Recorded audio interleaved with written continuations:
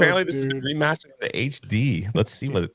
Dude, let's see how the teaser trailer is 1978.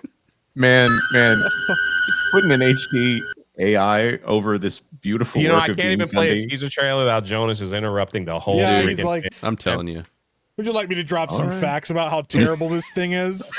I'm just like, what did they do to make it HD? That's what I want to know. Go ahead. I gotta start it over. Sorry, everybody. Here we go. Everybody in chat, be quiet.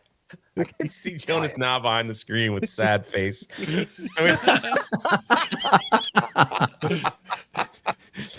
Oh, they don't do this to me on the pro show. Anyway, Oh no, they're merciless on the pro show. Woo. Oh man. Halloween night. A small American town. 15 years ago. Can I just say something really quick about this? Yeah, you can. I said you can stop it anywhere and like talk about. The Okay. movie. I was just joking with Oh Jonas. my god. Unless you're Jonas. One of the things that was so amazing about this movie, and you can kind of see it with this, is how they did the shots.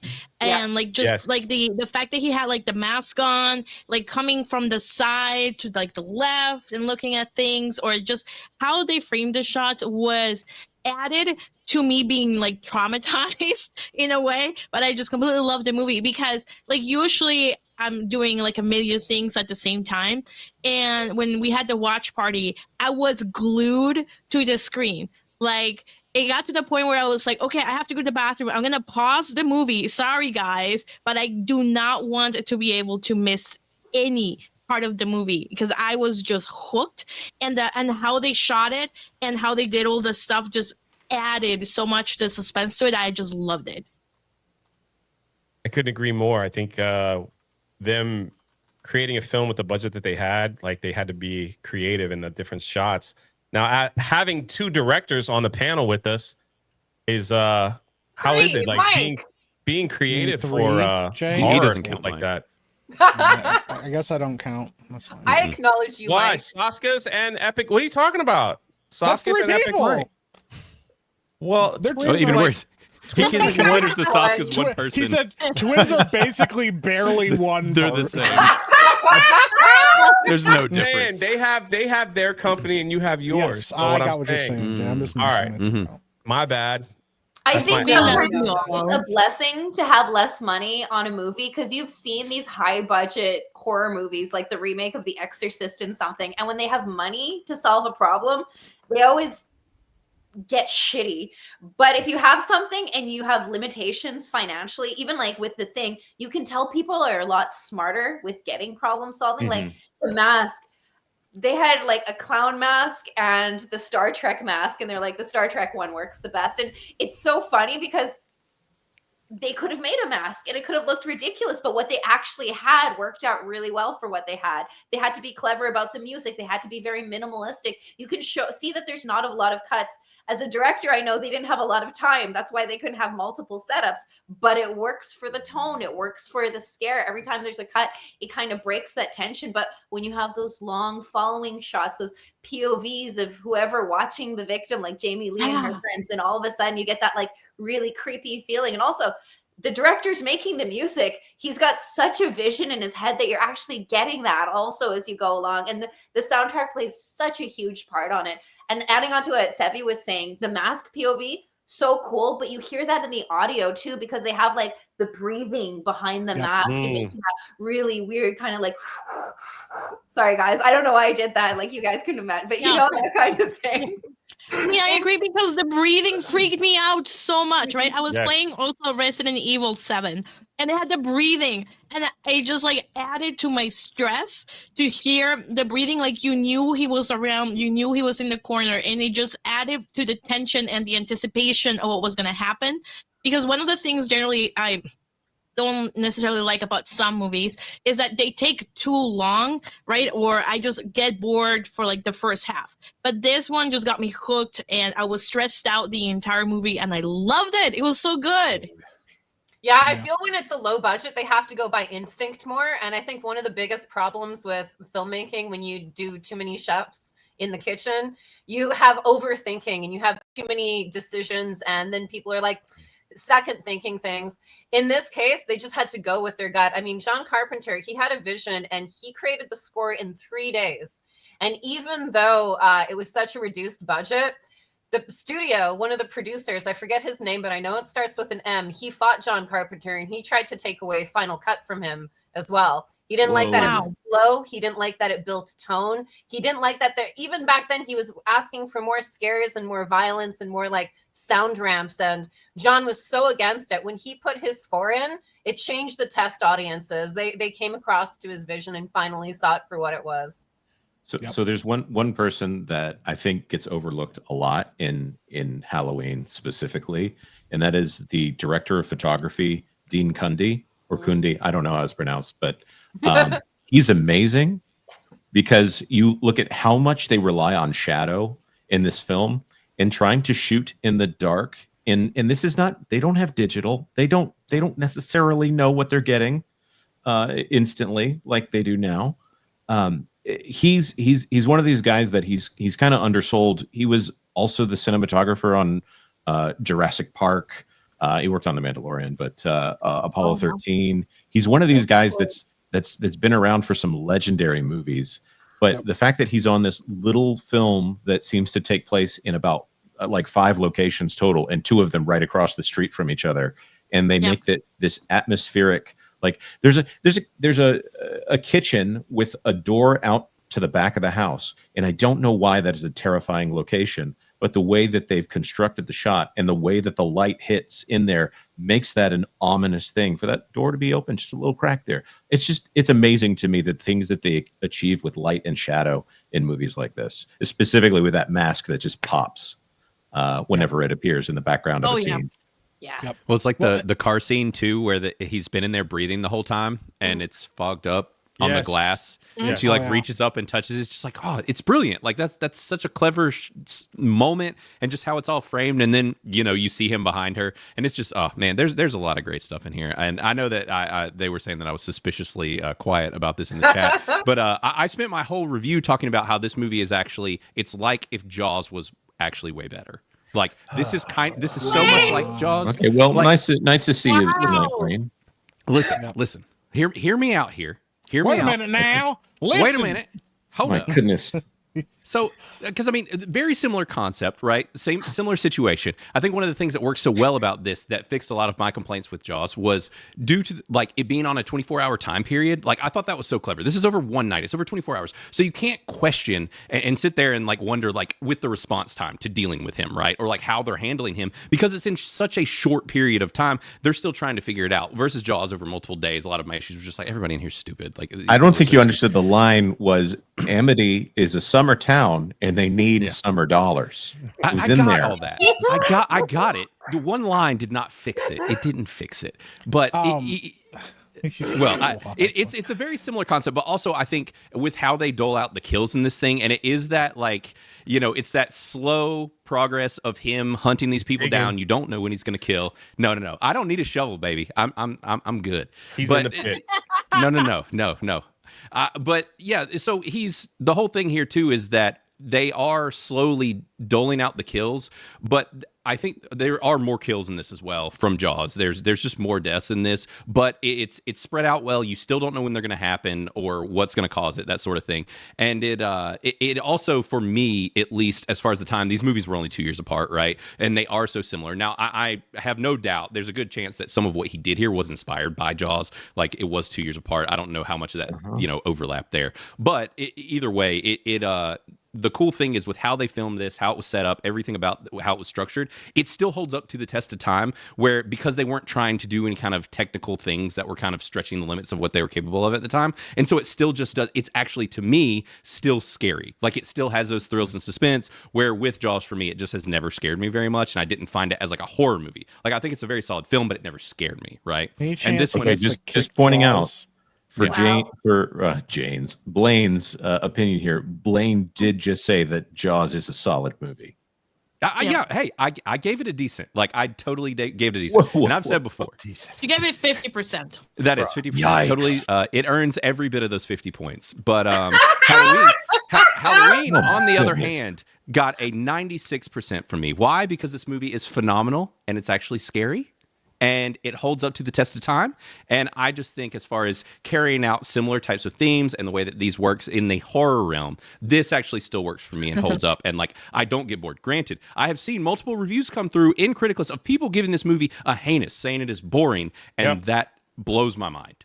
That blows me. But that's newer film, like film goers and stuff. Like, Right. You know, because we're a lot of younger like film goers now are trained to think that movies are supposed to be very frenetic, very fast paced, because that's been like that's been I call that, like, I blame Disney for a lot of that, because Disney absolutely 100% socially engineered people to think that we don't want you to hang on how good this movie was for too long. Watch it, enjoy it, and then move to the next thing, because we have 18 releases coming out this year, and all of them need to be bangers and make $1 billion. And so that's what people got used to. So then when you watch movies like the new Superman, and you see how frenetic the pacing is, and how the cuts are constantly coming and you know, like that. And the thing is, like, when you start to make the best thing about movies, and I know the Soska sisters know this, and they were talking about that, having restrictions on what you can do really makes you get creative. And that's where the magic of making movies lies, because then you take you surround yourself with people like good cinematographers, like set designers, like costume people that know what they're doing and are really good at what they do. And they go, hey, we don't have the budget to make X, Y, or Z work. What can we do? And they say, give me a second. And then you watch them disappear into their lab or into their office, or they sketch something out on a piece of paper, and they come up with these genius ways to make something look awesome, or to develop an environment that you wanted. And that is so cool to watch happen as a director, and to watch these people work at such a high level. And you want to give them, sure, it would be nice for them to have all the resources, but unfortunately what typically happens is the more money you have, like they said, the more cooks are in the kitchen, and the more people want to say and give their own input. And as we've learned, not all producers are terrible, but there are some really bad producers out there that had no creative bones in their body, that will suggest some of the dumbest things that you've ever heard in film. You know, why would they do this? And it's like, well, the producer really likes polar bears, so for some reason he wanted like this character to look like a polar bear, and you're like, why? And he's like, I don't know. Or, you know what, I had a dog one time that bit me, and I'm scared of dogs. You're like, yeah, but the movie's about a man who is like, yeah, but can you put a dog in there? That would be cool. You know, it just happens, you know. But yeah, the more restrictions you have, the more creative you have to be. And there's definitely a balance of, we have just enough to do some of the things we want to do, but we also have to get really creative with what we have to make sure we utilize that. And a lot of studios don't do that anymore. And they should. They need to. A limited palette is better for art, is like what they say in like more traditional like art media. Yes. It's like if you limit your palette, you'll make better art, because you have to think more. If you have an unlimited palette, then everything is on the table. Well, that shouldn't be the case. You should have to think through it. You should have a budget, self-imposed if the case may be. But as far as this movie, the thing that it does great, and to kind of circle back to what you're talking about regarding the pacing of the movie, John Carpenter purposely put in moments that a girl would absolutely get taken out, like I got stuck in the window, or I got locked out of the house, or I got like, so it makes it feel like Michael Myers is everywhere, like he's right around the corner, in a way where he's not like literally looking around the corner. He is that scary. You're like, he might get him. He's playing with his prey. You know, it's a cat with a mouse, like in almost the most literal sense here. So yeah, but I mean, he definitely did that, because he went for everybody else except for Laurie until the very end, and it was only because she went into the house. It was only right. Everybody else, again, going to that classic horror trope of, if you're sinful, you're getting killed first. Laurie was the virginal one. She was the final girl. You know, all that stuff. Yeah. But she's the one that, while everybody else is literally screwing around, she's the one that's she's watching even more kids. Like she was being responsible. They were watching The Thing. I love that they were watching The Thing in the TV. That was so amazing. It made me want to watch The Thing again. Yeah. Well, and there's something very like visceral about the idea too of like your parents, you know, telling you, or like back in the day, parents singing these songs to their kids about like, if you don't go to sleep tonight, you know, Dangerous Jack's gonna show up and like steal you off and run away with you and stuff. And you're like, yo, what are you doing? But like taking that distilled feeling that we all had as a child, those warnings, those horror stories, and those scary things and lessons our parents tried to distill into us, and then putting it into a horror film is like genius. And that's why John Carpenter like is a king when it comes to horror, because also like those scenes where you're in that mask, the genius is we're normally the audience watching going, oh, what's going to happen to the person I'm watching? It's a whole nother thing to watch the guy and feel how stifling and like claustrophobic that mask is, and know that this mask is the only thing containing this like insanity that's about to like be inflicted upon these people. And knowing that, yeah, you're like, where is he in the room? He'll tell you where he is in the room. The issue is that you know that the other people can't see them, which is also to oh my gosh, I can't remember his name now. Maltese Falcon, Alfred Hitchcock. Like that's what he talked about horror. It's cool to know, like, to see a bomb go off or see a killer pop out of a closet and stab somebody. It's a whole nother thing when you tell the audience they're in the closet and it's just a waiting game of when are they going to come out and do their thing. So I want to ask the Soskas, and Mike could chime in on this as well. When you've written a movie and you finally get the budget, what is like the first thing that, like, what goes into that kind of planning? Because I'm certain some movie, or is it we've written a movie and we can film it with this much, or it's like we got a movie, how much could you give us for it? Is it one or the other, or how does that work? It depends on who you're making the movie with. There's something called above the line and below the line. And below the line is basically everything you get to actually make the movie. And above the line is the important people that need to be paid, but also like if a producer shows up and they have like a name or they have a reputation, they might just take X amount of your budget and not do anything. Not really anything helpful, but because they're involved, they need this much of your budget. Usually when you're writing something, you're thinking this is going to be under 10, or this is going to be around 5 million, that is, or we're doing like $1 million or under, because especially if you're working in horror always makes its money back. But the less you make it for, obviously, the more you get. Like if you make a $1 million movie and you make 10, that's awesome. But if you make a $10 million movie and you make 10, that absolutely sucks. That's why horror movies generally don't get very big budgets, because you don't need them, because people come and see them anyways. Yeah, it's usually based on the concept, not necessarily the cast. However, if you look at the biggest grossing horror movies, they're high concept and they have names in it, which is really interesting. So it looks like if you find a name actor and a high concept and you put them together, that's the best opportunity to break like the $100 million budgets. But there's ones like Hostel and stuff like that that are such a scary concept that people get really into. Paranormal Activity. Yeah, 100%. No one's in that. Open water gives me the creeps, period. Right? I'm not saying open water. Yeah. Anything under $10 million is usually low risk, but they have things that are now micro budget, which is under $1 million, and they make you shoot the movie in 10 to 14 days. It's because a lot of the studios don't care about the art. They look at the bottom line and they're like, well, we're giving this new filmmaker an opportunity. This is all we're going to offer. And they have to be creative to get into that. Whereas years ago, you would have made that movie for maybe $2 million or $3 million or $5 million. Yep. It's amazing to me to think of that as micro budget.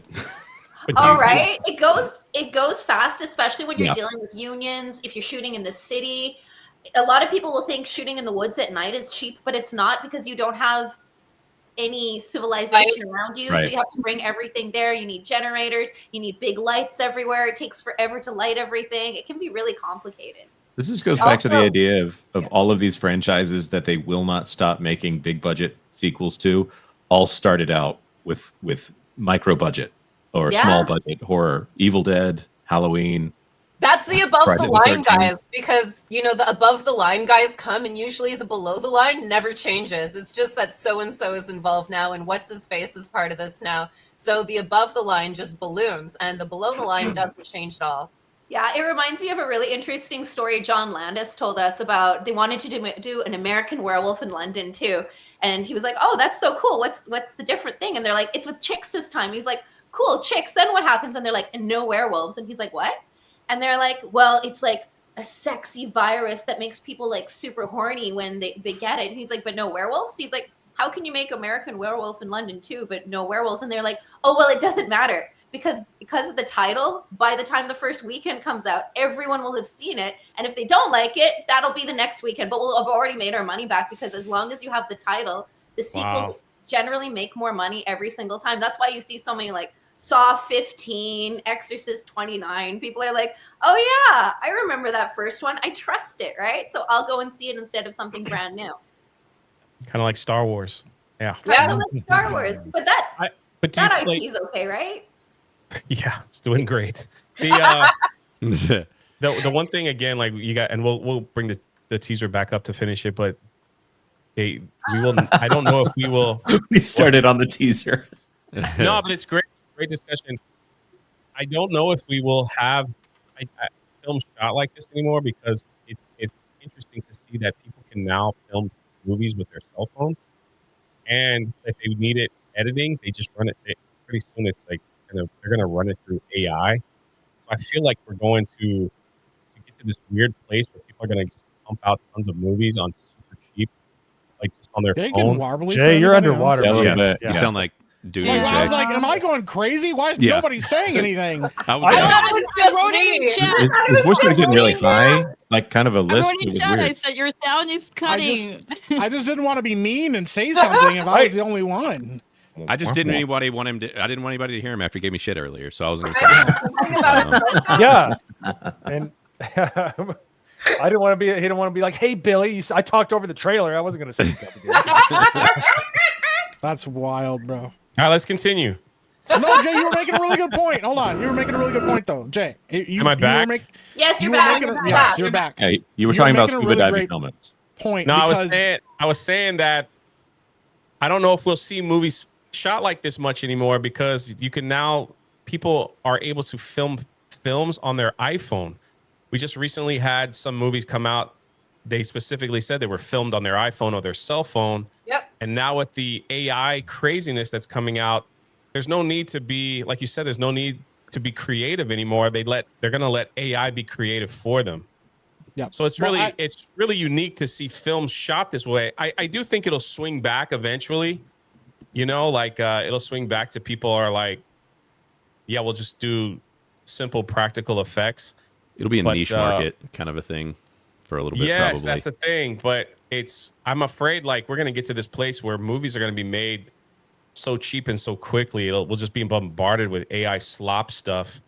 Oh, gross. I hope not. Well, So, I think we're about to enter a little bit of a. I agree with Tim here. Yeah. Shoot basic stuff on the phone and have AI fill the rest. I really believe that. I think we're definitely about to enter a little bit of a slump when it comes to cinematic, like cinema, because people are going to over rely on AI and stuff. But that always happens when there's new technology. The thing that will help and the thing that will bring about what I legitimately believe like a theatrical and cinematic renaissance is the people that go, hey, that's cool that you can make AI do all this stuff, but AI doesn't understand the human condition. They understand human behavior, and there's a difference. Mm-hmm. Understanding the human condition is the genius of let's put the camera inside of a mask and make the audience feel something they don't normally feel. I gotta stop you there. It's just what Sil was saying earlier.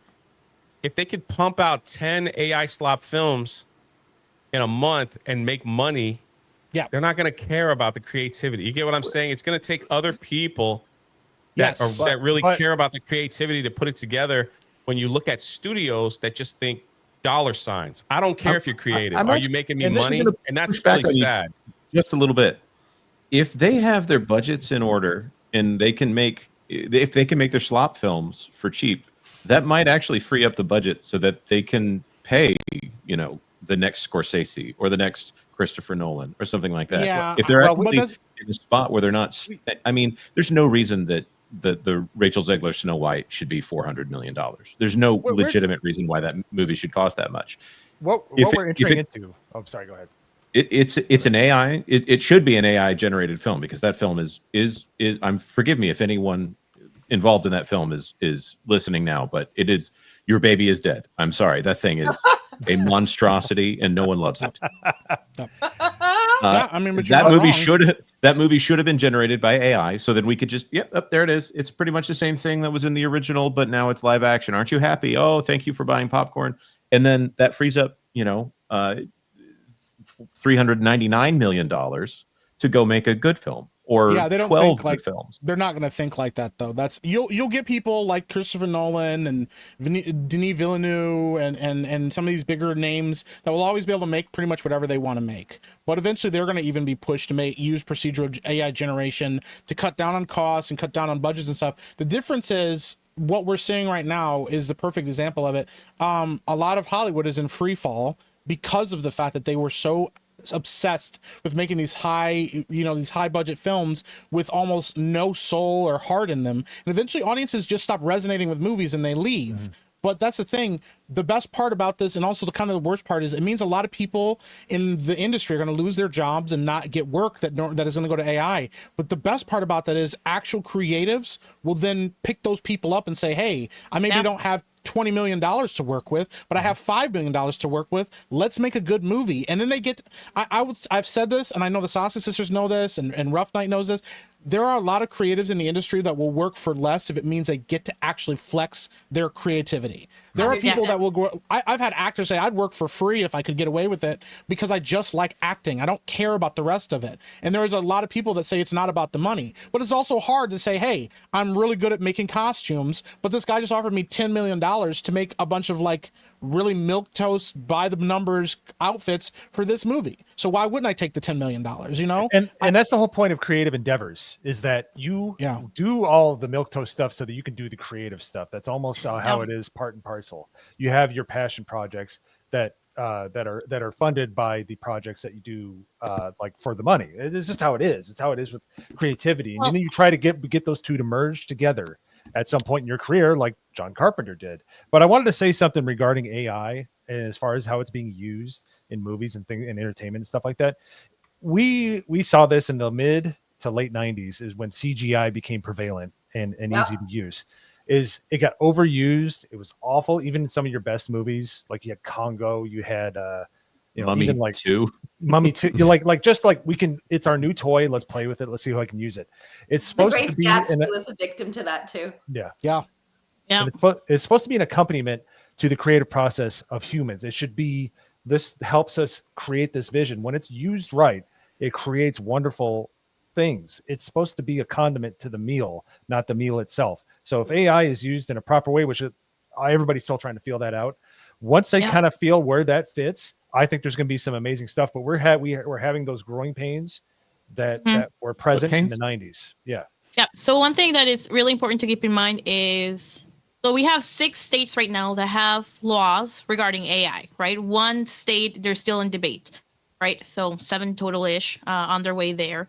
But like, if you guys remember, I don't know if it was last year or the year before that, the Writers Guild went on strike over AI and the use of AI when writing scripts. Everybody, it's not a secret. I do labor and employment law, so I have to deal with a lot of unions. And AI comes up a lot in bargaining in a lot of different fields because, not to go into very specifics, but like I represent people, employers across a lot of different industries. And when we deal with unions, it comes up. It's not just in education. It's not just for entertainment, right? It's factory. It's just every single thing that you can think of, construction. AI comes up all the time.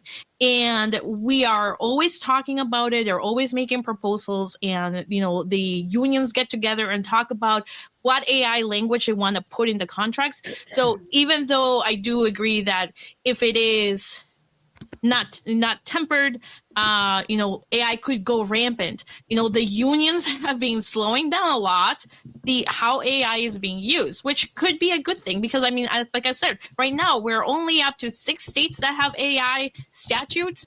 1 is currently being discussed, and it's it's a work in progress.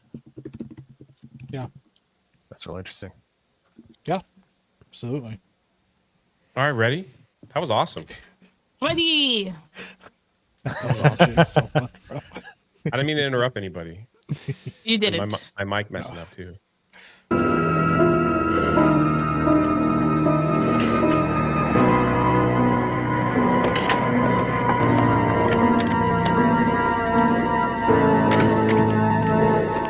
Michael? The teaser Oh my trailer, god, when this happened and I saw this movie, I basically just like I think I screamed. I was like, no. I had not seen this movie before. I like screamed. I was like, no. So you just this gave was your away first like time? the first 5 minutes of the film, right? You did. Oh. Yeah, I like the fact that the look on his face is like he doesn't even know what he just did.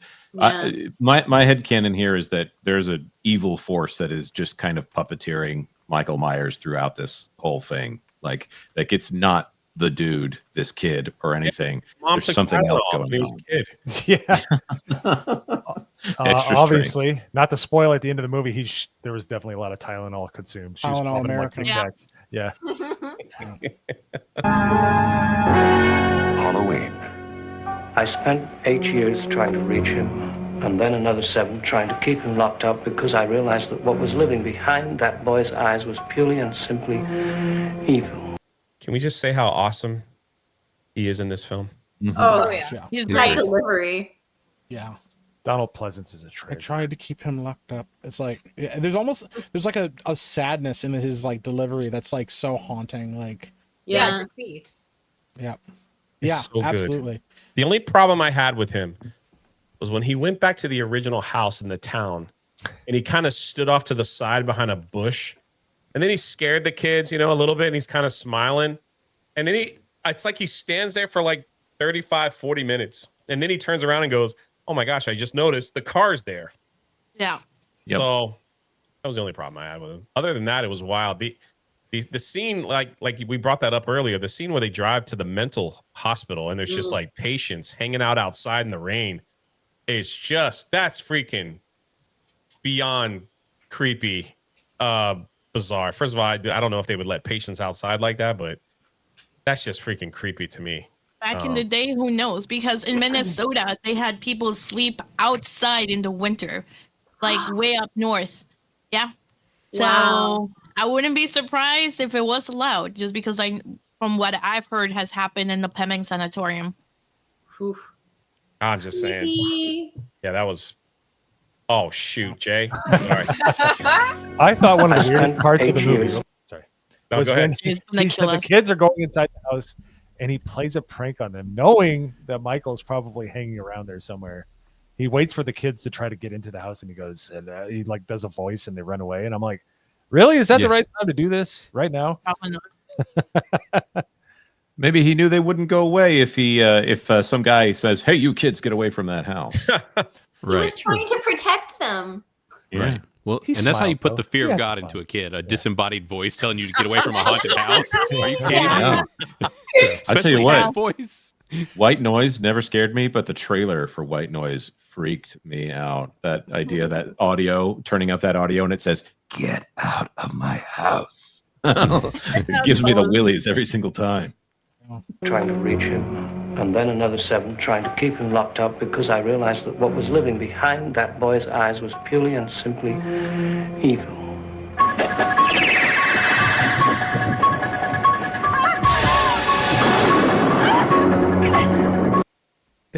This is between this slasher film and Friday the 13th. They have the coolest music Yeah.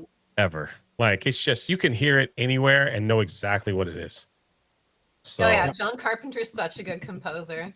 Yes, he is. did he write the theme to this? Oh yeah. Yeah, he did it all. It's Yeah, all he him. did it. My favorite of his is The Escape from New York, like by far. I love that theme. It's so I He love also the did the thing. music for The Thing. Yes. Mhm. Did he? Yeah, he Again- does concerts sometimes. If you're really lucky, you can get to go to those shows. Oh, that would be awesome, actually. Right? Yeah. Again, going to that idea that John Carpenter does a really good job of showing you something that looks normal, but you know that something is very wrong. Yes. So that the piano is just so I think he'll come back. Exploring uncharted territory. I love that these are supposed to be high school kids, Right. smoking and carrying large books home. Well, walking it doesn't home. help that people in the 70s looked like they were like 50 years old when That's they were in high true. school. So Yeah. it's Steve like, Martin has been like 65 for like his entire right. career. right. Yes. Yeah. That is Yeah, true. at the age of 16, a lot of these kids look like Mo.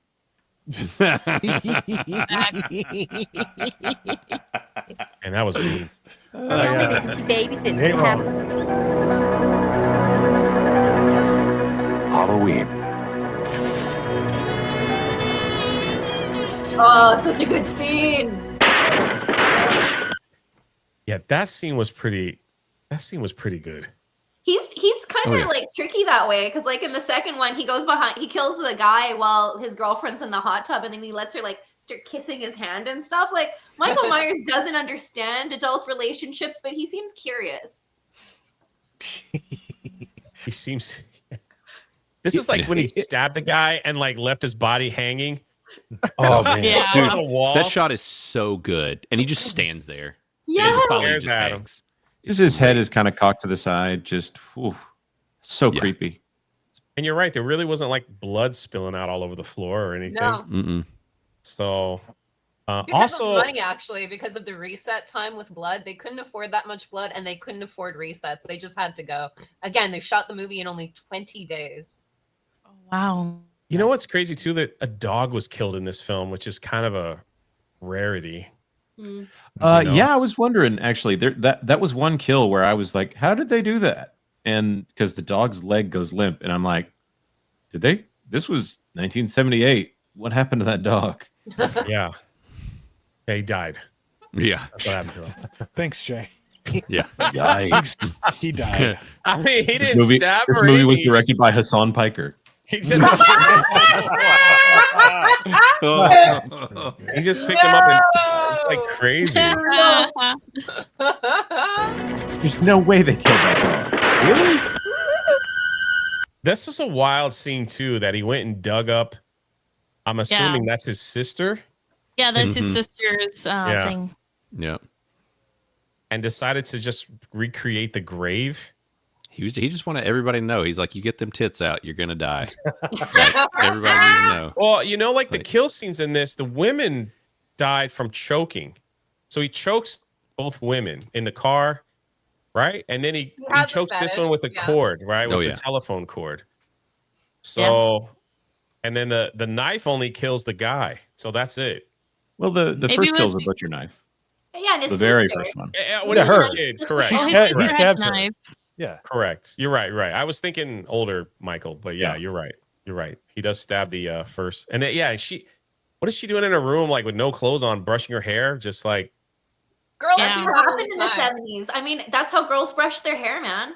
Yeah, okay. it's a She's- different time, Jay. That's how I I think brush she's my waiting hair. for her boyfriend to come back to bed. I'm That's true. always naked when I brush my hair, so You're right.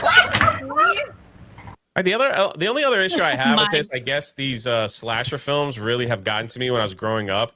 Man, I don't go anywhere without turning the light on. You know, Oh, yeah. like I might know my Yeah. house. Like I could probably walk my house in the dark, no problem, because I know where you kind of get a feel of where everything's at. But bro, every light is coming on like it's dark now. So like when I go in the hallway, the light's coming on and it Yeah. just goes on. Like I'm Yeah. not Yeah. I'm not going through anywhere. And they don't have no In the dark. covers over their glass windows, man. What kind Yeah. of creepy people are this? It- Well, yeah, they that's don't the thing. even lock Look, their- even They don't Professor lock their Fear. houses. It's a They don't lock kitchen. their doors. Why does no one have drapes? Exactly. I don't want to see Mike brushing his hair naked. He better have Yeah. drapes. It's gonna happen, Jay. I'm sorry. Oh no, no. No, Am I the only one that doesn't walk through the house without lights on at all possible time? bro? I don't know how people do it. I've seen people do it. They're like, what are all these lights doing on? I'm like, it's dark, bro. What do you mean? Right. What- I have, do you know I what have happens all to my people in the lights dark? on. Like, come For on, real. bro. Like, yeah. Somebody said something like, "Well, it's white people that do that." No, we don't. I turn on all the lights. No. Yeah, but I Jay, go to let's be sleep real. with lights on. I don't Let's want be that. real. Blinds You're- closed. I double check every door, lock, and I live in Florida. And if you come knocking on my door in the middle of the night, you get shot. I'm just saying. Jay's my favorite. Jay's my favorite black YouTuber. He gets it. I do. I actually walk through when it's dark. Why? White But I'm people. also What's so wrong with you? I'm also so pasty that I produce my own light. So Nah, bro, I don't be walking through no house, even my own house. No. I don't trust my own house in the dark, bro. Like, Well, then, especially after having kids, you could step on a freaking Lego and you will rock your world, man. I ain't walking I'm around not in the worried dark. about the Legos. I'm worried about the monsters in the dark. Okay, Blaine. Yeah. I'm not getting got. All right. The only Yeah, I the know, only that's reason the I thing. the only reason I might walk around in the dark is because I have a dog who has already gone through every inch of that house, and anything that moves that he doesn't recognize or he doesn't think should be there, he's going nuts. He's already going nuts. So I can I don't know. peacefully walk I still have in all the dark. lights on. I wouldn't I need trust to my have the dog. lights Yeah, on. I ain't trusting my dog. I'd be like, nah, sorry, bro. I get you Bro, got a I great leave the sense of house smell, with the but TV no. running because I don't want anyone to think the house is empty when I leave. Bro, me and Jay know I'm locked in with Jay. And I live bro. in a get gated it. community. I'm just saying, I don't care. Me and Jay are locked in on this, bro. I get it. I don't Yeah. care. Yeah. Normally, give and a this is the damn. truth. You know what I normally do? I usually turn on YouTube when I leave on the TV, and it like helps people get their watch hours. So it's On like, that park at place, that. so There you you get go. watch Just hours go on that from park place. Yeah. Jay's a real one, bro. yeah, I usually leave it on legit. and I leave. Yep. But yeah, Jay wonders why his electricity bill is through the roof. It is. You know what? You know what? That doesn't. The lights don't kill my electricity. It's the freaking air conditioner in the summer. Yep. Oh, Yep. Yeah, the AC. In Florida, man, that bill is like 3 times. Like right now, it's starting to get cooler, and I could already see the AC just thanking the gods above. Like I'm not running 24 hours a day for 3 months. I'm tired of So- this, Grandpa. Well, that's too damn bad. Exactly. I go out there and tap the AC. You did good this summer, boys. You did good. So Okay, come on out. why are these white people also guessing who the heck is in the room with them when they like trying to scare them? Because they don't expect to be killed and murdered. I First mean, of all, I don't nowadays, go around the house either and being like, all right, Mo, get out of here, you rascal. Get out of the closet, you freaking rascal. Crazy, bro. We've been I telling grabbed you. the potato. That's this scene. He's The right first there. time I saw this as a It's so kid, crazy. I mean, it was diarrhea. I mean, it was rough, dude. This scene here was, and the scene, I will give him so much credit. The scene where like he's like standing at the, I guess the linen hung outside and just looking up, and she looks out and she's like, "Oh my god!" And that just is freaky, dude. That is freaky.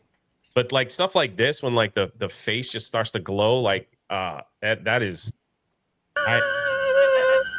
it's So good. You're right. Who was talking about the lighting? Jonas, you're absolutely yeah. right. This is like the best. Right, because best. you see him before you realize you see him. Yeah. So Yeah. Yes. here's the modification I would make, Jay. You should make sure that when you come out, that you have a light that is not behind you, that is above you, that doesn't give out your position, and then you turn on that light. And Bro, I'm you look 6'4", Oh, because of shadows? 275. If I'm I'm just coming at saying. you, if I fall on you, you're gonna die. So you know, take care, Wasps. Thanks for always Bye, like Wasp. donating. See you in Everything. the- It's amazing. It's such a genius concept too, because once again, you see it before you see it, and as humans unconsciously taking in a lot more information than our brains necessarily always process. So there's an unease of you're looking around the room going, there's something I'm missing. You've already seen it. So at some point your brain has already processed there's something here, and that tension of like what's going to happen, and then you see it, bro. It's genius, man. especially when it's a face. Yeah, especially Right. when it's a face, bro. Yep. Well, it creates a paranoia throughout the whole film, so that you're constantly just looking, and that's what makes the slow burn work here as well. So also, it's just because you are just looking, you're like, where is he? Is he maybe in this scene? Is he maybe over in the corner? And it really does just build that suspense. It's great. Yep. And the fact that the mask is so perfect because no eyes, like there's just all the features are there of a human face, but all of the things that would bring comfort to you are gone. Yeah, You the know? humanity isn't there. Yeah. Oh my gosh, dude. Now the mask is William Shatner, correct? Yes, What I've heard. sir. Yep. And it cost $1.98. So Amazing. awesome. Canadian. Jonas said it like that. You'd have changed them. So they took a Captain Kirk mask and Made it white. they just like washed it or something, and Yeah, because they just wanted an expressionless face. now this is the only time in Halloween that we actually get to see Michael Myers, because I think when she falls down the steps, he takes his mask off for like a. Or she pulls it off of him, Or right? she pulls it off for like 5 seconds, right? Yeah, Right. it's like And, very short. And there's a good shot of him. Well, not a fantastic shot, but you still see him when he puts it back on, and his face is kind of deformed. Yeah, he looks like he wants a baby Ruth. Like I didn't like that. I did not like his goofy, just like Jason 3, where he had his like. Oh my. Yeah, I would say my one complaint about this film is the ADR is not fantastic, but it was probably great for theaters in 1978. Right. 100%. I really love Jamie Lee Curtis's performance. It makes a horror movie when your lead can have that level of capacity for fear. It's kind of like Philip Seymour Hoffman in Red Dragon. The way he reacts makes you even more scared. The way she's like so literally terrified of the boogeyman in this, it makes you so fucking scared for her. And you're like, oh my God, don't hurt her. Yep. I do like that old school vibe. Jonas is wrong. I said it was great for 78. What are you talking about? She did fall down. It's not like I said that Jaws was a bad movie or something. Listen. Let's- All right. Let's go. Bingo cards. I gotta tell I you, respect last year at Universal Studios, Halloween Horror Nights, they remade this house. Oh wow. And you walk through it from the outside first, and they recreated the scenes where he's standing behind the bush, you know, when they're walking home from school, and they recreate this scene when you go into the house where he's at the top of the steps and the lights like flash on when you get to this point. It was one of the coolest haunted houses I have. If anybody did it last year, like, let me know, because it was probably like we did that haunted house, and I was like, we got to do this again just to appreciate the fact that they built. And so you go past this scene, then they take you up a second set of stairs, and you're in the closet, right? So there's clothes around you, and you're in the freaking closet, and you've got to kind of like wade through the clothes while he's coming after you. I was like, they freaking made you up inside the movie, which is made for a beautiful haunted house. So, That sounds again, terrifying. the freaking piano, man, is just like. And why can't they get out of the house? What is up with that? Mm-hmm. You know, like, what is that? I can get out of my house with no problem. Like, I know, like, that's the thing. If someone's chasing me in the house, I'm out. So, Bro, that was back in the day when you needed a key to get out of the house. Yeah. Right. My great grandma's house, you had to do that. You'd be like, oh, it's got to get a key. Okay, why?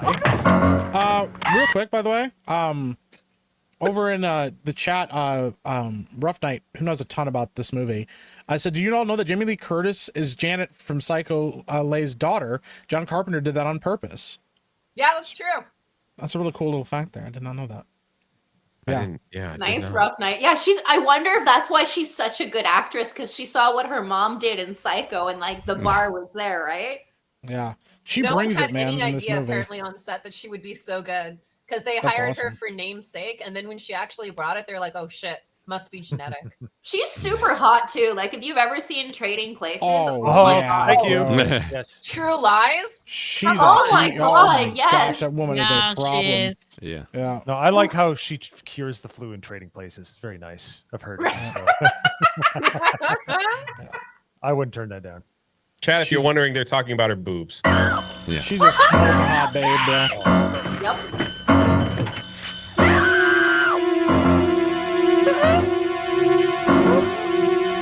A piano is cool.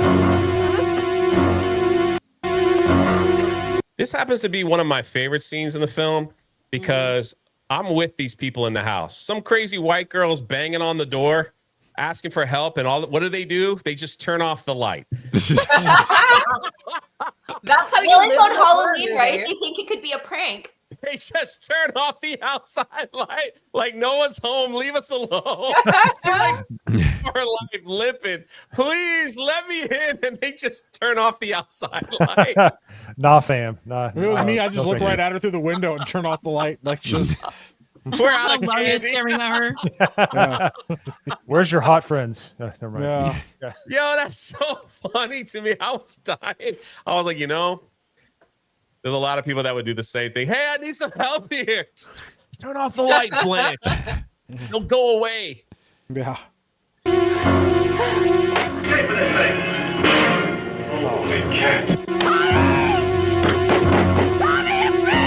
Halloween, the night he came home.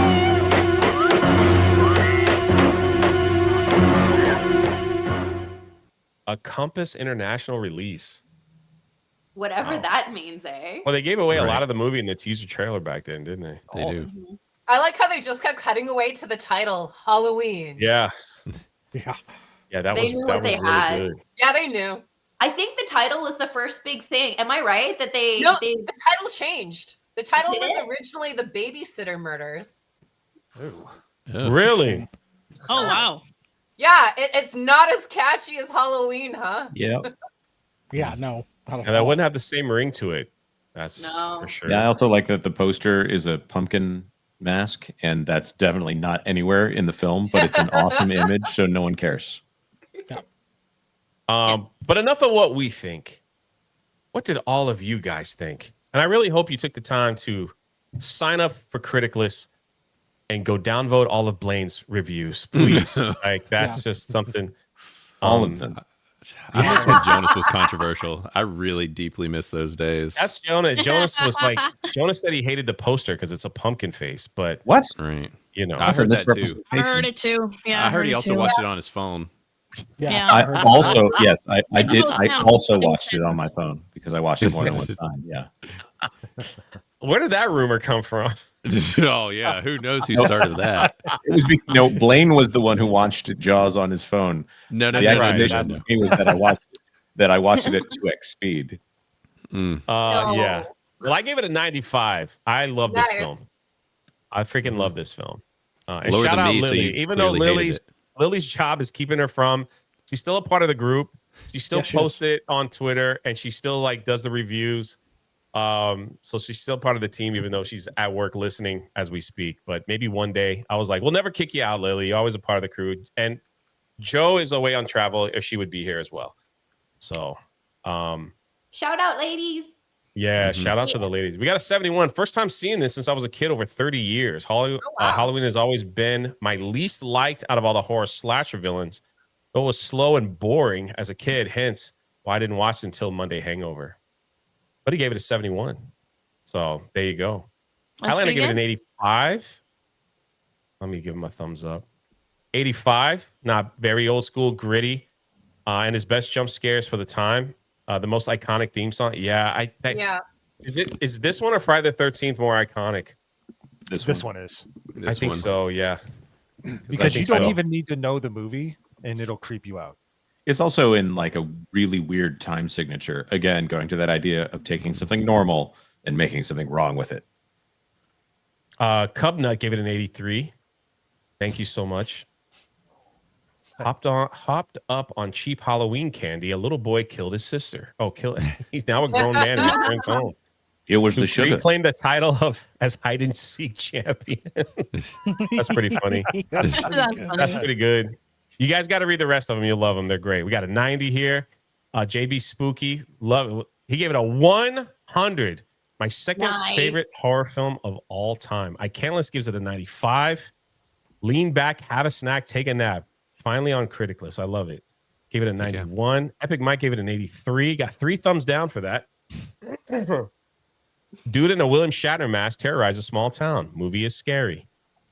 Nice, Mike. Mountain Mud gave it Was an scary. 84. Thanks. I just Jake, keep it concise and simple around here. a 99, a Hollywood masterpiece. Lady Aaron, who's in the chat, gave it an 85.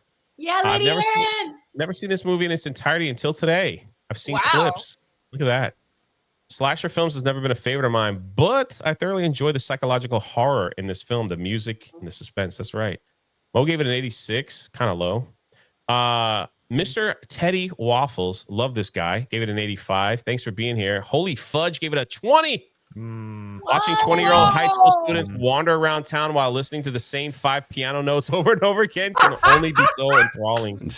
More horror. I respect That's it. what a wild take, bro. That's crazy. You get a I will thumbs up say from me. the dialogue does not matter in this film in 90% of the movie. If the girls are talking, it's almost completely like doesn't matter to the plot. It's interesting because Deborah Hill, she wrote all the dialogue for the girls, and John Carpenter did all the structure of the horror film. Oh, that's interesting. Yeah, I was gonna say most of the dialogue was trying to get Jamie Lee Curtis laid, right?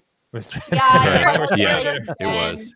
Apparently, I like Deborah Hill reminiscing about how she used to speak with her schoolgirl friends. Make sure you sign up for Critic List, everyone. Oh, go ahead. Sorry. Do that. No, I was just going to say when they rolled up, and I had forgotten this, when they roll up in the car, like hotboxing, smoking the joint, and they roll the window down for the cop, I'm like, my man is going to smell that skunk rolling up from a mile away. And then they were smart enough to write in the dialogue to actually like address it and like, did he smell it? No, he didn't smell it. He absolutely smelled it. And I'm like, yes, he absolutely smelled it. There's no way he didn't. I miss the old Jay who actually thumbs down people. I just want. You want to know what it is? I really want people to participate in Critic List. I really want them to be a part of it because it's awesome. It's awesome. So I'm going to encourage people by giving them a thumbs up so they'll want to make more reviews. So and you can't downvote Blaine's Jaws review unless you create a Critic List account. There you go. That is very true. Yeah, if you want justice, make a Critic List. Right. I mean, really, this has just been the do what? You know what you should do, Blaine? You should make it so on Crit Club you can rate one movie 101%. You know, that would actually be really cool, and you get a badge when you do it. Maybe we should do that. That's actually and then make idea. Another badge for if you give my Jaws review a thumbs up. You get like 3 badges. Yeah, like right. I was all of them I'll are be honest. I respect that hustle a lot. I really do. Yeah, I mean, I strive for that level of petty in my life. I actually have Blaine blocked, so because I don't want to see his takes anymore. Alex, my man Alex, wheelchair and Alex out there gave it a 100. Wheelchair. Rough Night gave it an 85. Rebel Headspace gave it an 85. Steel Leg. It's one of his favorite. What do you mean? That's almost like Fun Leg. Fingers. Like Sarah Toby gave it a 95. I love it. Retro Roy an 82 OG other than Black Christmas. Oh, not sure. Black Christmas is a great slasher. It's Oh, the first one. Oh yeah. Probably Toxic gave it a 30. This is the first time I've seen Halloween, and I think it's boring. Presents. I don't get it. Everybody's allowed to say that this is boring, but you can't say it about Jaws. I don't understand. This is my favorite movie. Mo gave it a 95. Mr. P, a 92. Bulldog 78. Look at that. Night 13 of 31 nights of Halloween. He's doing all the review. That's awesome, man. That's awesome. We got an 88 from here. Another 100 from my man Spider Unlimited. Blaine, 96. Thumbs down. JJ from New York sure gave it that a I have 90. the highest score. It's a great score, but it just was looking, you need a little, I just a little color. That's all. I'll take it.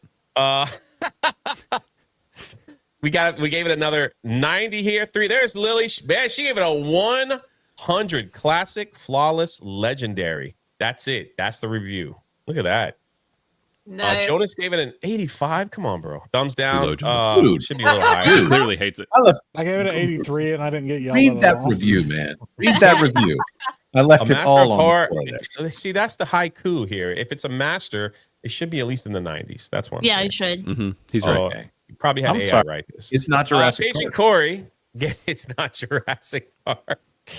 Cajun Corey gave it an 88. Dixie gave it a 40. What you doing, man? I like Halloween equals the costumes, trick-or-treating kids and parties. I don't care for this Halloween. Whoa. All right, well, I respect that. My man Skurd Ferguson gave it a 93. Day 12 of Spooky Month. Oh, man, that's cool that you guys are doing all these reviews. Yeah. There was a TV commercial for this? What? Next. Michael Audrey Myers shall be tried as an adult for the murder of his sister, Are you serious? That's the TV review? Hold on. Margaret Myers. You fooled him, haven't you, Mike? But not me. It's a holiday. What was that? Oh, wait. Where did that come from? That was not in the movie. No. That's one of Is those that ones where they Michael recut Myers? it, make it. Yeah, that's a recut. think it is, fake yeah. one, yeah. But not me. It's a holiday you'll remember forever. Halloween night is when people play tricks on each other. What about the boogeyman? Death has come to your little town, Sheriff.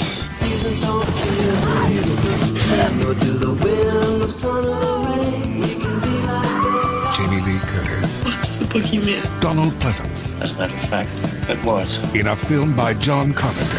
Oh no. Halloween. Bro, that's freaking awesome. That's sick. I love it. So I think they actually used "Don't Fear the Reaper" in one scene in the movie. I think it's playing on the radio when they're driving around hotboxing. Actually, Awesome. And thank you Respect guys that. for the super chats because I probably just got claimed. Oh yeah, absolutely. I didn't never seen that. That's freaking awesome. That's cool. My man, Dr. Manzar, gave it a 100. Look at that. I love it. I love it. The horror host gave it a 97. Sevi a 96. Look at that. Nice. Was gave it a 100. Look at this. There we go, Absolutely dude. fantastic horror cinema from beginning to end. Sam Oh yeah, Wise. it was her first time watching this movie at the watch party. She said it was she's never seen it before. That would have been a great scene. Oh my god, that's so funny. Silly. Whoa. Wow. Yep, I warned y'all. 19. That's It's got a wild, bro. catchy theme. The movie lingers and doesn't stop lingering. Overall, the film was made for the director. Could have an excuse to see boobs. What's wrong with boobs? He was married to Adrienne Barbeau. He's got all the boobs he could handle. Pickled She's Lips gorgeous. Miguel. Such a nice. Gave it a lady. 19 as well. Whoa. Said it was boring. Life on Marshmallows gave it an 89. Look at that. Spicy cakes. 99. Are we getting closer to? Yeah, we're into the Yep. older All right, I'll ones. just give a couple thumbs up.